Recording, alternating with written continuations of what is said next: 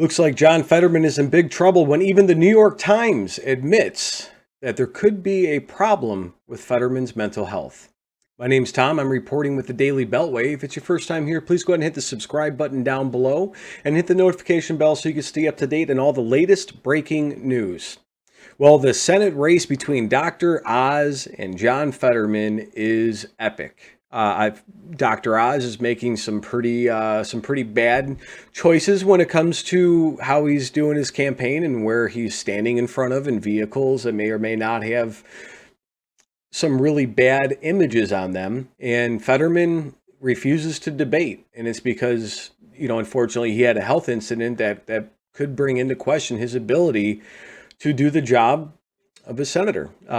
But again, we're going to report again from Red State. It says, Fetterman delivers befuddled remarks as even though the New York Times admits there is a problem. Before we get into it, I'm going to go ahead and play the video of his remarks real quick so you guys can see that. Thank you so very much what we have willing to do for this. Because without your support, we can't send me to D.C. to be the kind of partner that I know you all love as Bob Casey. So sometimes, when I record the show, it's not scripted. I'm just going off the cuff. I'm just talking about things. I recently had a back surgery, so I had a whole space set up downstairs to record in. And since I can't go up or downstairs too easy, it's kind of hard for me to have a full setup. And public speaking is difficult. So a lot of times people will make mistakes. I'll make tons of mistakes. You guys have seen them all so far. I'm still pretty new to doing this type of, YouTube videos and reporting and things of that nature. It's even harder when you've got 50 cameras in front of you, a crowd of people. So yeah, it happens. It happens to the best of them out there. Joe Biden makes mistakes. Trump's covfefe thing happened. And then, as you guys know, there's plenty of YouTubers that mistakes happen. And you know what? At the end of the day, we're all human. But it's different when you're on YouTube talking about things, and it's different when you're talking to your friends or making a speech at school or, running for one of the highest offices in the country, where if you you say something wrong, China takes it a certain way. Next thing you know, we're at war. There's a lot of ups and downs with that. So Red State reports, I don't know John Fetterman is going to do a debate with Dr. Mehmet Oz, Dr. Oz. There's just one debate scheduled for October 25th. His policies are horrible, and on that alone, he's not going to do well because of his prior statements on energy and crime, not to mention his pulling a shotgun on an innocent black jogger. A lot of points, but also Dr. Oz. If we're gonna throw stones, let's throw stones. Dr. Oz was doing a speech in front of an Adolf Hitler car with a swastika on it. Right after, I forgot what he had said. It was something that he was trying to walk back the remarks and show unity. And next thing you know, he's got Nazi paraphernalia. And me personally, it's that's rough. Those are some rough optics. Your guys should be a little bit better at setting up the scene. I don't think that he sympathizes with Nazis or fascists or anything of the sort. It's just, if you're in a Senate race and you're in one that has this level of public scrutiny, watch what you say. Same thing goes for John Fetterman. His mental health is being brought into question. He did have a medical issue that caused a lot of these things to happen, but he should have probably pulled himself out.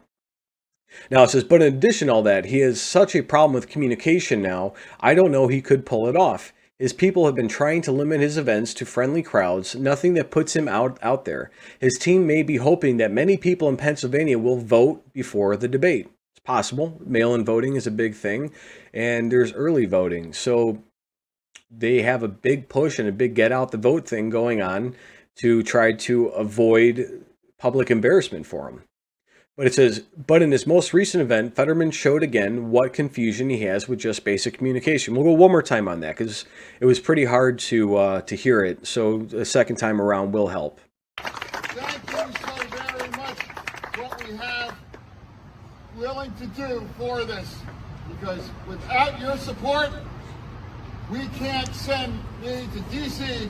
to be the kind of partner that I know you all love as Bob Casey. So they wrote, thank you so very much. What we have willing to do for this, Fetterman said in a muddled jumble. Because without your support, we can't send me to DC to be kind of partner that I know you all love, Bob Casey. He's leaving words out, jumbling parts of sentences, and not completing thoughts. This follows yet another incident of confusion just 2 days ago. At what point do Democrats admit there's a problem here and think more about the country and what's best for Americans rather than their power? Of course, we know the answer to that. They don't care. And after he gets in, they probably would actually, this isn't them talking, they would probably ask him to resign due to a health concern or whatever. Just get him across the finish line. It's a 6-year term. We can have him resign and appoint somebody else in, like we're seeing with the guy out of North Dakota. It's always and only about their power. What we see, what they did with Joe Biden, and they're going to do it again here with Fetterman, attempting to sneak him over the finish line and hope no one notices. But as this most recent incident shows, he can't hide it. You know, it's getting bad when even the New York Times, I have to say that is pretty rough. If the New York Times is saying that it's an issue, they quoted the New York Times here by saying, in a speech lasting just 5 minutes, Mr. Fetterman told supporters in Westmoreland County, which Mr. Trump won by 28 points in 2020, that we must jam up red counties by running up votes. Still recovering from a stroke in May, Mr. Fetterman spoke fluently but haltingly with gaps between words. It typified how his campaign has been forced to pivot from relying on Mr. Fetterman's charisma before crowds and stump appearances during the spring to a strategy focused heavily on social media and television ads. A single debate with Dr. Oz is scheduled for October 25th. Since when are you speaking fluently if you have gaps between the words?